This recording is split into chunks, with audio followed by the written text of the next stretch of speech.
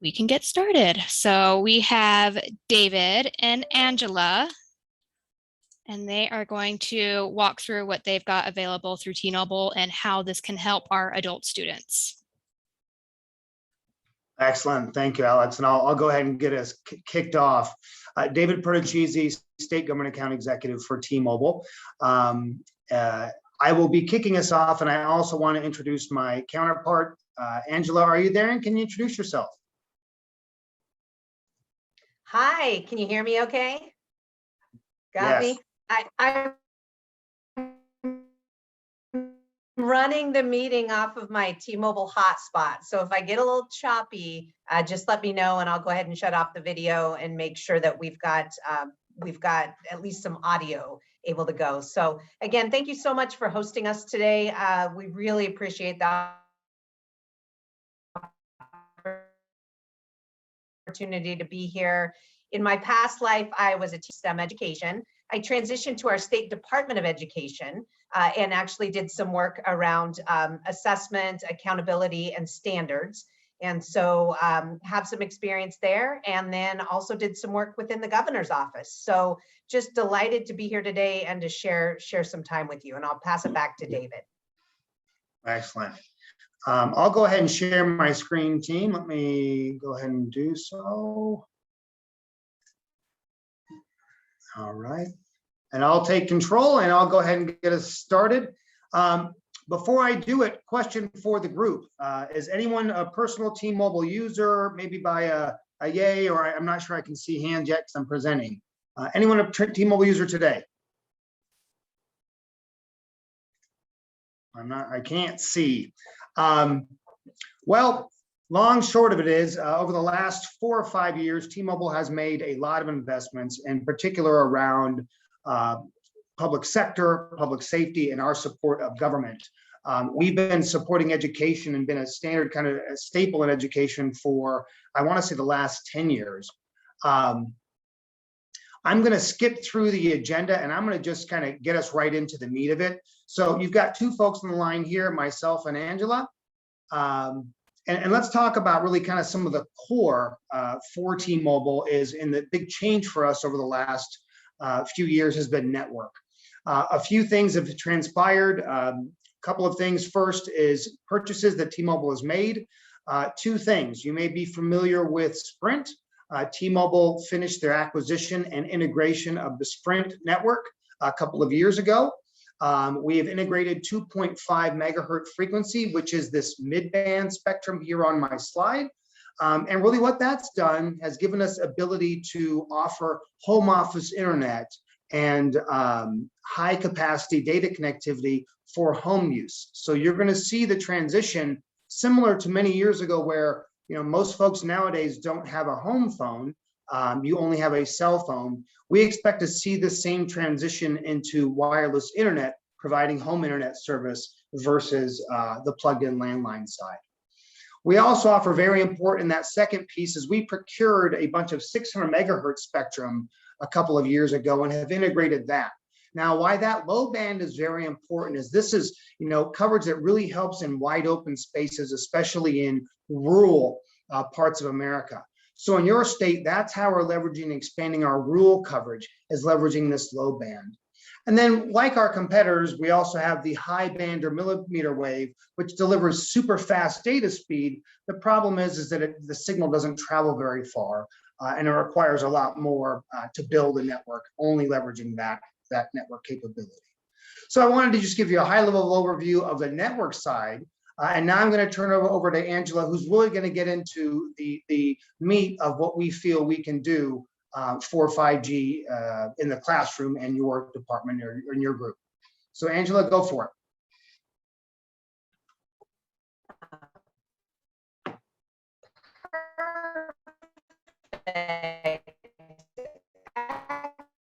Angela, maybe turn on your video. Again, these are some examples of how not only 5G is being used within cities and counties. Video is off. Okay. Am I choppy? A little bit, but you sound better now. Yeah. Okay. Okay. Well, hopefully our our 5G internet is Yeah. working. So we Yeah, it's not sounding too good, Angela. work through the presentation. Oh my gosh. Okay, well, David, just keep, letting me know you're super familiar with this. If I get, if you want to go ahead and hop into even 3, I will try to call in. Okay, sounds wonderful. All right, team, for time's sake, what I'll do is go ahead and pick up the baton here and kind of run with it. So really from T-Mobile, from an education perspective, we want to just kind of share why connectivity matters. Today in the US, over 56 million households with children, and nearly 12 million of those don't have access. I know on the adult education side, it's focused 16 years and above, but believe that obviously they're still in school and that connectivity impacts them as well. Studies show that students without home internet access have a consistent pattern of lower scores in reading, math, and science. And empirical research supports a link between internet access, motivation, engagement, attendance, and academic achievement overall. So we've learned quite a few best practices supporting equitable access and connectivity to home. First thing is adequate bandwidth. If you don't have access to it, obviously it's not going to lend to a good environment for that student. Adequate data, right? Are you able to pull that? We've also learned that, content filtering is super important. So providing access to technology, but also then controlling where that end user can go. We've learned that educator training is important. It's not only providing devices and tools to the student, but also the end educator.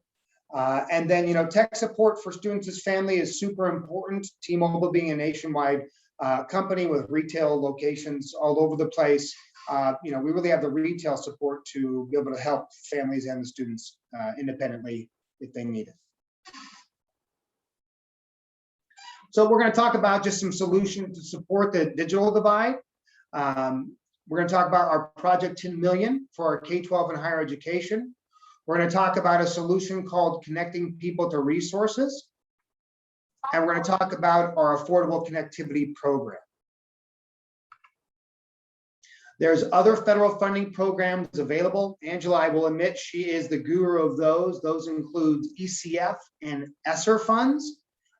You folks may have some good clarity to that. So, if you have something to share there as we go through, definitely let's do that. See if I can get to the next slide. All right. So let's talk a little bit about Project 10 Million.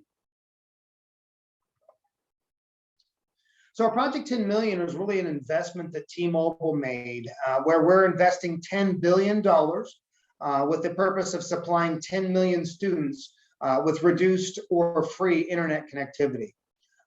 This basically is available to everyone nationwide underneath the National School Lunch Program. We're offering a free 100 gigabytes of high-speed data per year, a free mobile hotspot, the option to purchase low-cost program or more Wi-Fi enabled devices, so to increase that data. And then our solution also includes content filtering and malware blocking. Hi, David. Can you hear me now? I can, and you sound wonderful. Awesome. Okay, well, I'll take it from here if you want to advance the slide. Thank you so much for keeping things moving along and for being patient here. So you'll see on the next slide, you might be wondering what students can do with 100 gigs of data per year. And so we've actually had some research done on that. And, again, like David said, our goal is to connect 10 million students over the course of the next 5 years.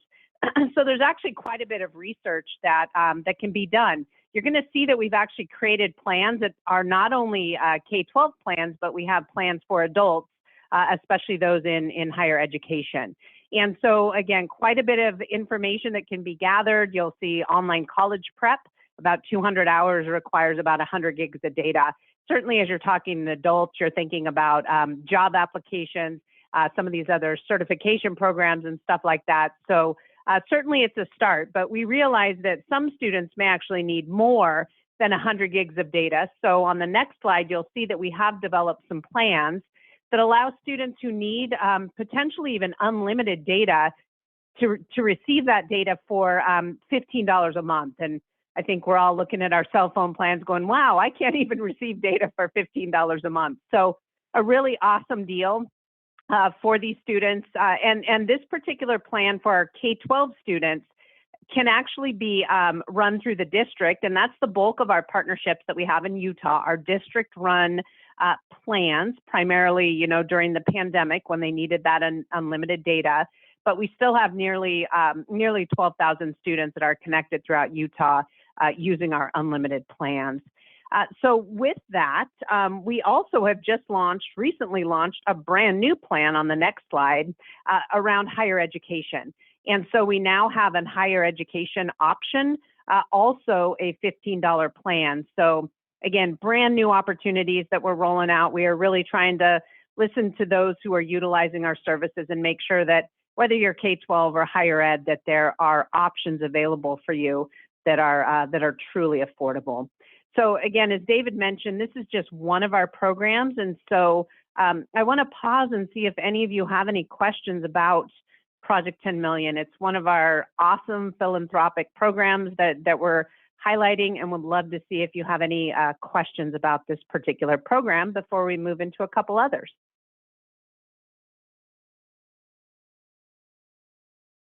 Okay, not seeing anything in the chat.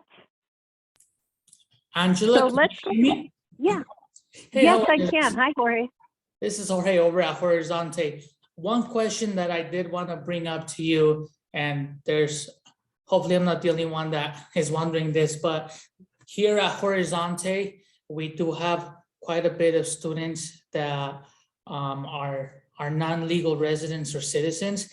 Yep. Would there be a social security number required? You know, the only thing that we ask is proof that they qualify for the National School Lunch Program. And if it's at a CEP school, we actually just have a drop-down list that shows all of the different CEP schools, and so they could apply that way. Otherwise, we would just request a National School Lunch Program letter. So we do not require Social Security numbers for Project 10 Million. However, we would request, one thing that's requested is a student ID. So it perhaps might be the actual student ID. So you might actually use Angela's actual student ID, or you could actually shift my student ID and just call Angela student 1, and Jorge could be student 2, so on and so forth. So we don't actually need the exact matching student IDs. We just need to be able to verify that you know, that it is, according to you, going to students who qualify for National School Lunch Program, but no Social Security number is needed. Okay, perfect. Yeah, I just wanted to make sure because I know there's some companies that have to do credit checks, I believe. So Yeah. okay. And you'll see, Jorge, our next solution we're going to walk through also is being used really heavily within the you know, immigrant program and with various residents type programs here. So I'm going to move into that. And then lastly, we'll touch on ACP. And that's a particular program that does require Social Security numbers. So we do know that a number of people have opted, or groups have opted not to leverage ACP for certain populations because it just is not a good fit. So we wanted to kind of provide you guys with 3 different solutions, and, you know, to your point, give you different options that you might consider as you're working with these various populations. Perfect. Perfect. Thank you so much for answering that. That was Of just course. how I had. Yep, of course. Perfect. So David has went ahead and forwarded our slide to another solution that we've developed. And you'll see that it's called Connecting People to Resources. And this is a really robust, customized solution. And you'll see here how this is being used in a variety of different communities. So again, the homelessness for immigrants or refugees, even individuals that are in work release programs to reduce recidivism. And so on the next slide, you'll be able to see kind of how this particular program, again called CPR3, This is something that we know is a challenge for individuals, right? It's one thing here at T-Mobile to say, hey, we have the connection. But in order to be very successful, we need to connect people, we need to have a device, and then the individuals need to have the skills in order to be able to access the resources on that device. So this particular solution actually does provide a device, and you'll see here it is like a cell phone. However, it's incredibly customized. So it has this MDM on it that allows you to essentially add whatever very specific apps you want to add to this particular device. It's a ruggedized device, so it definitely can withstand some difficult usage. It has a ruggedized case included with it. And so you'll also see here that it has our SIPA filter that we add to both Project 10 Million as well as to this device at no additional cost. We know that these are absolutely critical to have those filters added. And let's just flip to the next page and show you what some of these different communities are actually adding to this device. So we just are working with a deal up in Washington State, and they're going to be providing these to individuals that are underhoused. And with that, they're thinking of very specific resources that they're going to include on that device. So linked to the local food pantry and food banks, various shelters and housing assistance. There's even healthcare that's going to be loaded onto that, including some Medicaid. And then, of course, they're looking at some different crisis interventions that could be added to that as well. So again, just a variety of different ways that people are looking at using this solution. Again, Project 10 Million was primarily focused on a hotspot and a connection. This is actually a device that does more than that, again, for certain populations that may be in need of more than just a hotspot. So I want to go ahead and take a pause there. Again, this is connecting people to resources, and see if you had any questions or thoughts around this particular solution.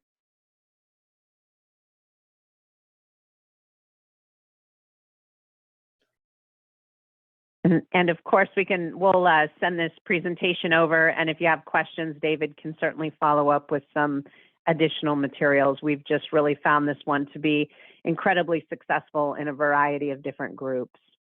Well, and Angela, I'll add, I mean, yeah. Imagine, one of these folders swapped out with, what's important to the adult education side, right? So whether it's education materials, training, policies, procedures, rules, requirements. Department of Labor. Yeah, I mean, it can literally be set up however you want. So it really can kind of go across a wide range of use cases. Yeah, and what I like about that, David, I was actually looking at the Department of Workforce Services skills site. You guys have a really awesome setup there with skills and knowledge that the workforce is going to need to successfully get jobs in Utah. And so I thought that was just such an interesting site to take a look at and think about some of these different, not just the knowledge skills or technical skills, but some of these other skills that, your workforce services department has really thought through with active listening, critical thinking, being able to communicate clearly, those types of things that we know are so critical as adults are kind of moving through the education process and then on into the workforce. So exactly, good call out, David. This can really be customized to exactly what you need. Awesome. Perfect. And then we wanted to just spend a moment focusing on a couple of these different funding sources that have become available primarily through some of the COVID packages. So a little bit around Affordable Connectivity Program. So we are absolutely participating in that program. Both of the links on these pages are active links. So with our Assurance Wireless program, this provides a free phone.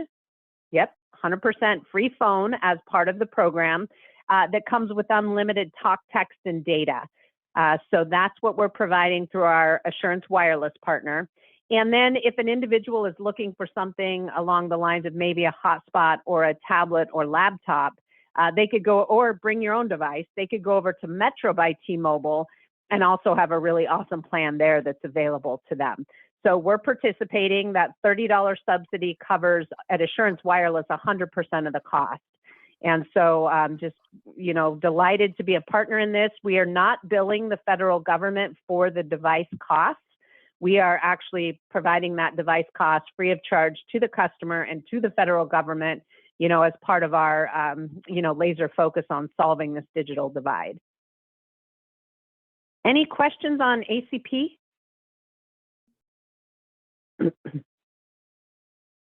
Lovely. Okay, so just two final programs we just wanted to make you aware of and let you know we are incredibly active in participating in both of these programs. So the Emergency Connectivity Fund, we've got about almost 40% of the requests that have come out in Utah for devices and services are pointed at T-Mobile. So we are definitely a very large player in this space. And again, most of those requests are for Project 10 Million. So they're requesting that $15 unlimited plan for students. So lots of K-12 schools, plenty of public libraries. We've got a really large partnership that we've built out there in Utah through the schools and libraries. We also are, on the next slide, you'll see that we're very invested in the ESSER funds. So that's something that we are partnering in a variety of ways, not just with hotspots and devices and connections, but really looking at some of these after school programs and summer learning loss type programs and how we can partner there. Everything from robotics to virtual reality, different types of water and air quality sensors, lots of different ways that we're taking a look at that. In addition, you know, we've got a very robust system in IoT. And so everything around safety and security, from door locks to cameras and some of these other components that we know are critically important for schools. So they've been, a lot of them there throughout your state and the nation are looking at these ESSER funds for just a variety of different ways and flexibilities that are being utilized. And we are, you know, lockstep with your schools to make sure that they have what they need in order to successfully educate students or get them caught up on that learning loss component that we're all concerned about.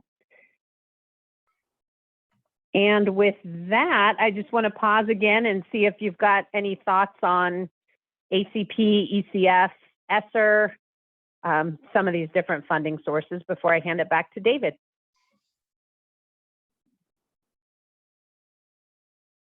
Excellent. And like I said, we'll make sure you get a copy of this presentation and any additional follow-up or questions that you have. I'm just incredibly impressed with, you know, your graduation rates. You've got some of the lowest unemployment rates in the nation, and clearly your adult education program is critically important to some of these numbers that we're seeing. So again, kudos to the work this team does.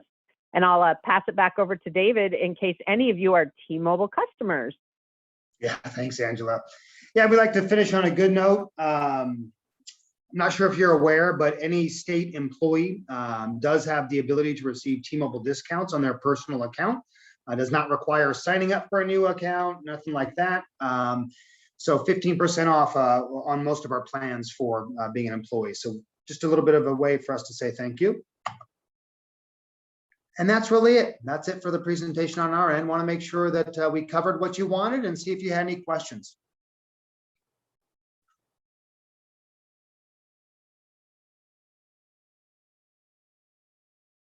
I think everybody's on mute but us. Alex, are you there?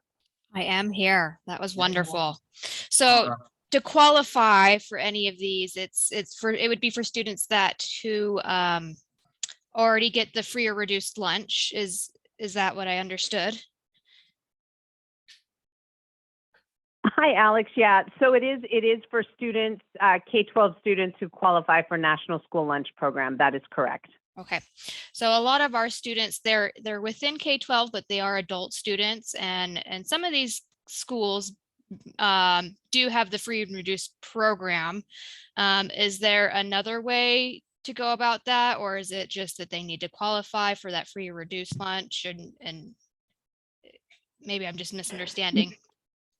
Yeah, no, so free and reduced lunch is certainly one of the components, and the other one is if they attend a CEP school, that could be another way that they would qualify. And we've had more and more schools kind of moving into that CEP, especially since the COVID funding allowed, you know, free and reduced lunch for all students. And so we've tried to be incredibly flexible around that particular component. Okay, wonderful.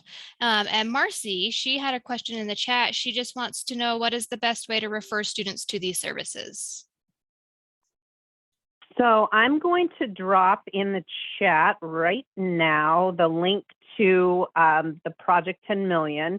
And I don't know, David, if you would be able to bring this link up on the screen, because I'll show you exactly where you can point a student if the student actually wanted to get their own hotspot and that free 100 gigs, no credit checks, no social security numbers, you know, just go into a T-Mobile store or enter your information. We can ship that hotspot to you.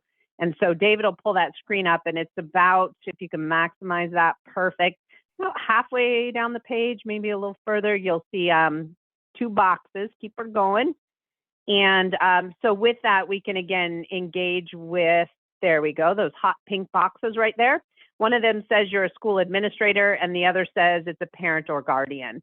And so that's the way that we have Project 10 Million, again, primarily currently set up as a K-12 program that an individual student, you know, 16 to 18 could actually go there and get their own hotspot and 100 gigs of data per year. The way that works is the hotspot will turn itself off after the 100 gigs run out. So there's no risk of the student going over. And then it reactivates on the anniversary date of when it was launched.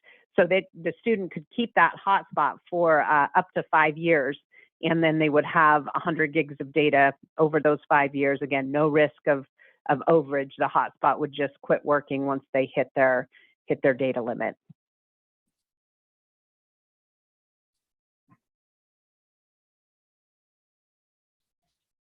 Awesome. Well, I will. Thank you so much for coming and doing this today. This has been great. I'm going to go ahead and just kill the recording and, you know, hang out for a little bit. If anyone has any questions, we can stay on for a bit and answer your questions.